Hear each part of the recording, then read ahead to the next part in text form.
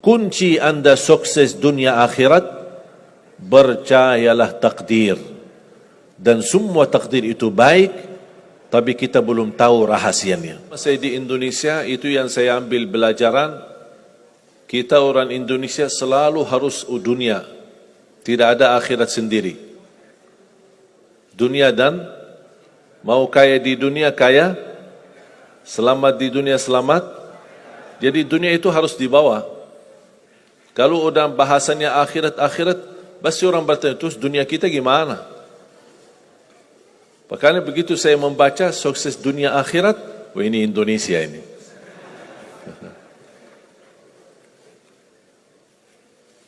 Bahkan hampir setiap ibadah kita pasti yang dikejar dunia.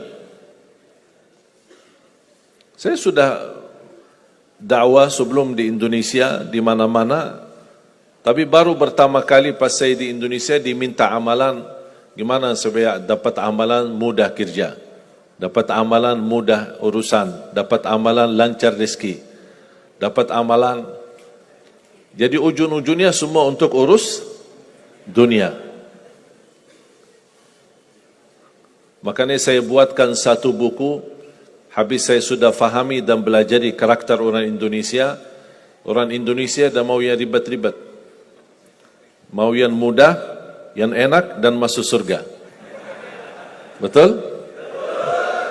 Makanya saya buatkan satu buku 20 amalan mudah tapi pahalanya sangat menakjubkan. Mudah diingat, mudah dihafal, mudah diamalkan, tapi pahalanya sangat luar biasa. Bapak Ibu jamaah sekalian, kalau benar-benar ingin anda sukses dunia akhirat, harus kita percaya sepenuhnya takdir. Kuncinya di situ. Percaya sepenuhnya takdir. Takdir itu menjadi salah satu rukun iman. Rukun iman ada berapa? 6. Rukun Islam? 5. Salat berapa waktu? 5 atau 4? Yakin 5? Soalnya benar tak salat subuh?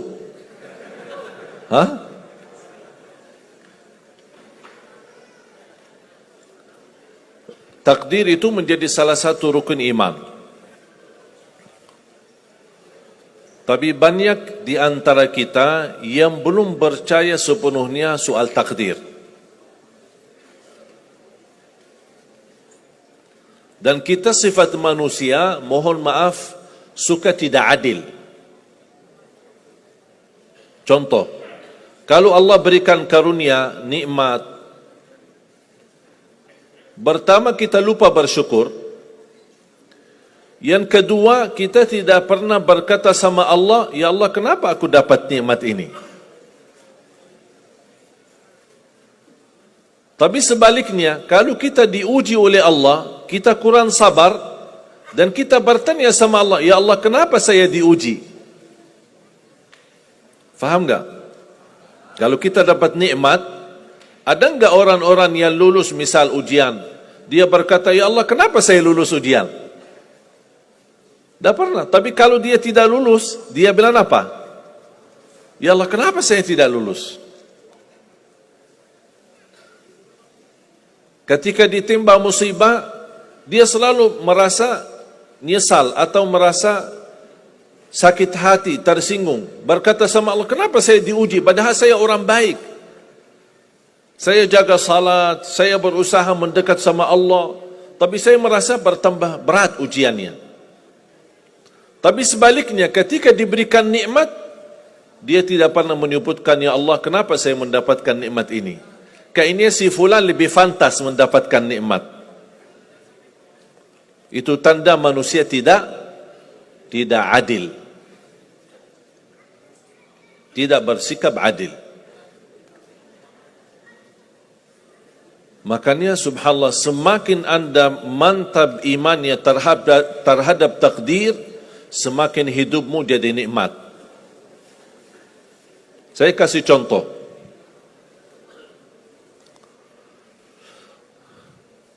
Tidak ada persoalan masalah takdir baik. Itu bukan masalah bagi kita. Justru kita bertambah senang kalau kita mendapatkan takdir yang baik. Tapi yang menjadi persoalan bermasalah bagi kita adalah takdir buruk.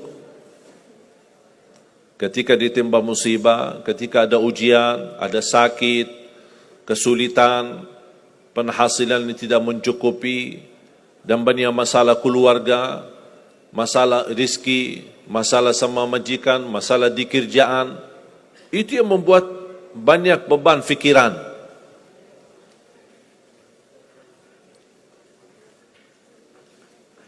Tapi kita harus tahu, sebenarnya walaupun takdir itu ada baik, ada buruk,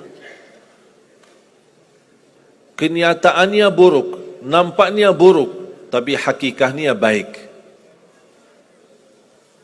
Hakikatnya baik. Tapi kapan kita bisa tahu takdir yang buruk ini bisa menjadi baik bagi kita? Belum tentu sesaat terjadi ujian itu. Bisa jadi belakangan, bahkan bisa menjadi sekian lama baru kita tahu dan sadar ternyata takdir itu baik bagi kita.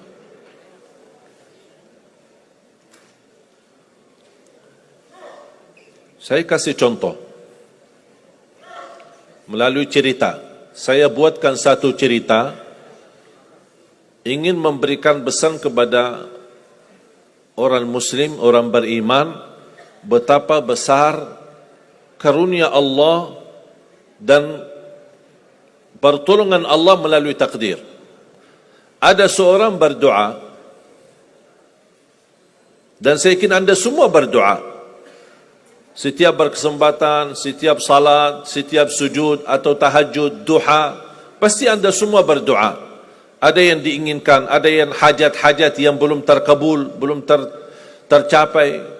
Bertemu orang salih, bertemu ulama, bertemu habib, minta didoakan, tolong doakan, semoga lancar urusan saya, semoga dapat jodoh, semoga insya Allah dapat keturunan, semoga hasil dan rezeki yang saya dapatkan menjadi barakah dan bermanfaat bagi saya dan keluarga. Ada orang berdoa kepada Allah Subhanahu wa taala. Mohon jamaah sekalian dengar cerita ini baik-baik, karena ada pesan hikmah yang kita bisa ambil.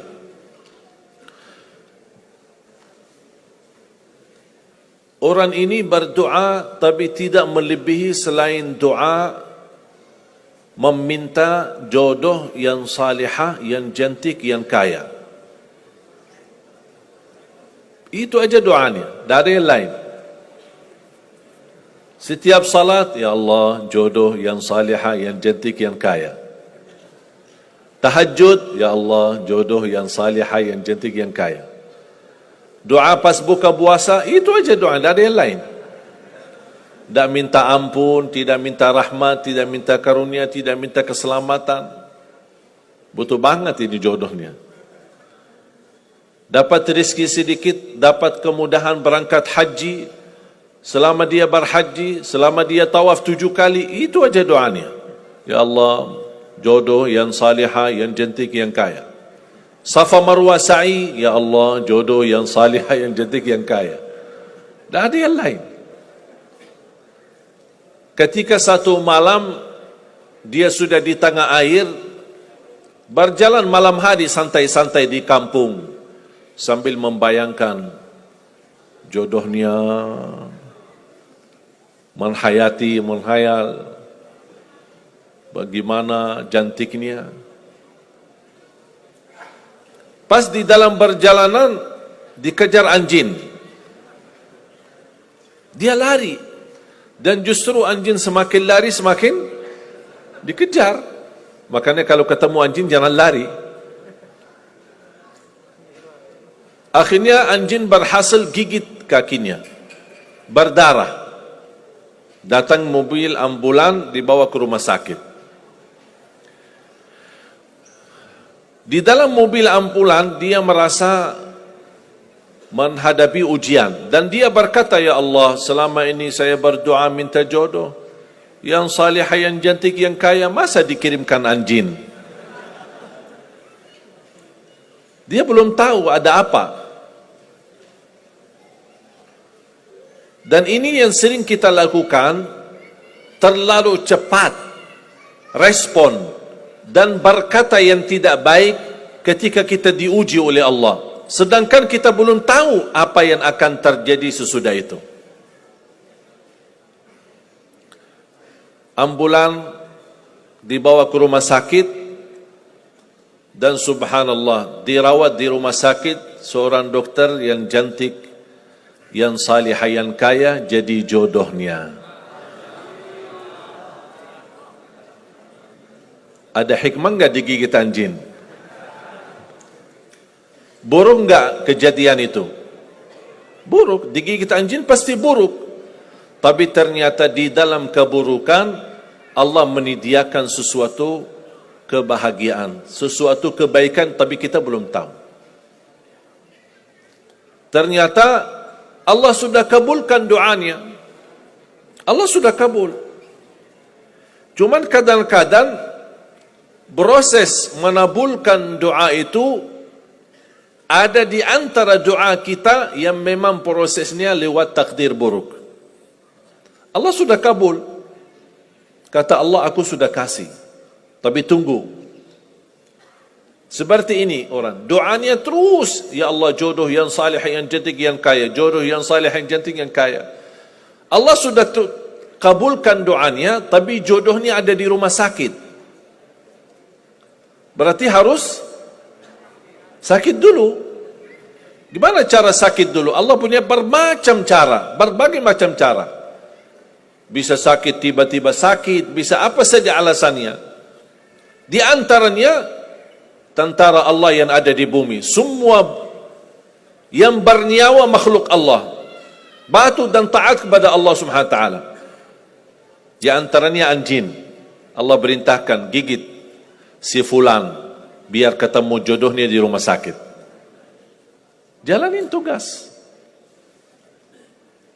Memang kita nyesal ketika terjadi kecelakaan, tapi kita tidak tahu apa hikmah di belakang kecelakaan itu.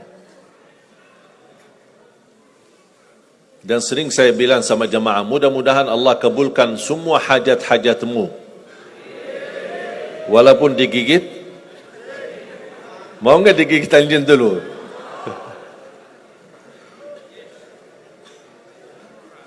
Sebenarnya kalau kita tahu rahasia takdir, apapun yang akan terjadi, kita tidak ada kekhawatiran.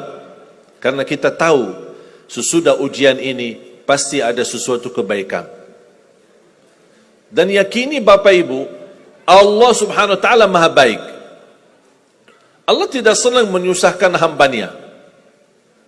Tapi kadang-kadang proses untuk menuju kebaikan ada kesulitan dan tantangan. Seperti cerita seorang bapa yang bercita-cita untuk berhaji. Saya bertemu seorang jamaah, usia sudah mungkin 80-an, 80 tahun lebih. Saya pas bertemu diceritakan ini marbot masjid, ahli masjid. Saya berdialog bertahun-tahun, Masya Allah, kerjaannya hanya lap-lap masjid, bersihkan masjid, jaga masjid.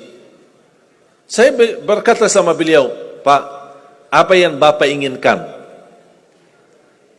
Tahu enggak jawabannya apa? Saya ingin haji. Tapi saya orang tidak mampu. Doakan mudah-mudahan saya bisa haji.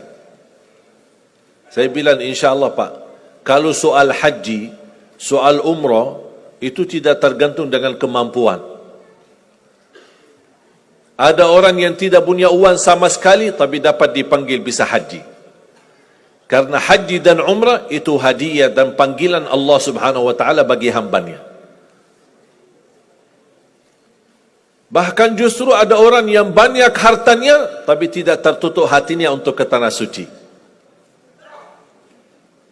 Boleh kita bercita-cita, berkeinginan ke tanah suci, tapi jangan digantungkan persoalan ini masalah kemampuan.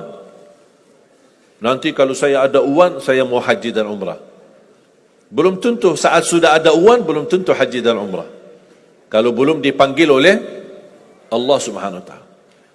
Saya berkata sama beliau, Bapak kalau sudah saatnya dipanggil oleh Allah, pasti Bapak akan berhaji.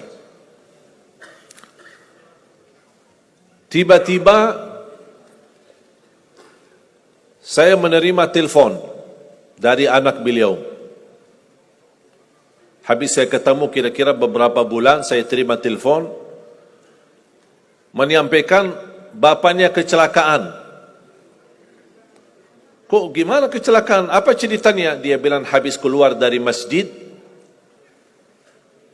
pulang malam hari, nampaknya ada mobil, pas ayahnya lagi seberang jalan, ada mobil tidak memperhatikan, kemudian tabrak. Alhamdulillah tidak terlalu parah, cuman perlu dirawat di rumah sakit sedikit, sebentar. Saya ke sana, pergi. Rumah sakitnya di mana? Dikasih tahu alamatnya. Saya datang kunjung silaturahim. Pas beliau bertemu dengan saya, nangis dan pingin peluk saya. Dan terus saya tanya gimana? Kata beliau, ada cerita yang istimewa terjadi sama saya. Ternyata orang yang menabrak beliau, orang yang kaya.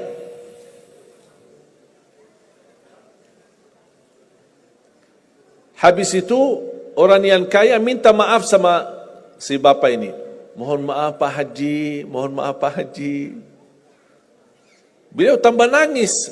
Orang kaya bingung, ya kenapa sih setiap mohon maaf malah nangis dia. Ditanya kenapa Pak nangis, sakit? Tidak, karena bapak dari tadi bilang Pak Haji, sedangkan saya belum haji. Tertutup hati orang yang kaya, yang dia sediakan biaya haji dan bisa berangkat. Dan kata beliau, betul apa yang disampaikan ketika pertama kali bertemu. Kalau sudah saatnya dipanggil oleh Allah, pasti bisa ke tanah suci. Walaupun ditabrak mobil. Berarti intinya apa? Apa yang saya ingin sampaikan, jangan ada yang merasa menolong atau merasa sakit hati atau merasa tersinggung ketika menghadapi ujian. Merasa belum terkabul keinginannya, Allah sudah kabulkan. InsyaAllah tidak ada di antara kita yang ditolak doanya. Cuman kita mohon maaf kadang-kadang buru-buru. Ingin selalu semuanya cepat. Kadang-kadang kalau terlalu cepat apa yang kita inginkan kita dapat, itu bahaya juga. Dan Allah ingatkan, kalau manusia, Allah tidak sulit menjadikan manusia semuanya kaya. Kalau sekarang saya bertanya, mau enggak semuanya jadi orang kaya? Pasti mau, siapa yang tidak mau? Coba bayangkan, kira-kira sulitlah bagi Allah menjadikan semua manusia di bumi kaya raya? Sulit tidak? Tapi pertanyaan saya, kira-kira berjalan hidup kita enggak kalau kita semuanya kaya? Bisa berjalan lancar? Masa enggak? Semuanya kaya raya. Gimana kehidupan kita sehari-hari? Berjalan lancar tidak? Kenapa tidak? Saking banyak kekayaannya. Kalau semuanya kaya, memang sulit menjalani kehidupan. Contoh, cari supir, siapa yang mau supirin kita? Sama-sama kaya. Datang minta tolong sama teman. Boleh enggak ini cariin supir? Aku aja lagi cari supir, dah dapat. Mau punya perusahaan sendiri, butuh tenaga kerja kan? Semuanya orang kaya. Buat apa kalau mereka semua kaya, masing-masing punya pabrik, tapi tidak ada yang bekerja? Sulit nggak jalan hidup? Sulit.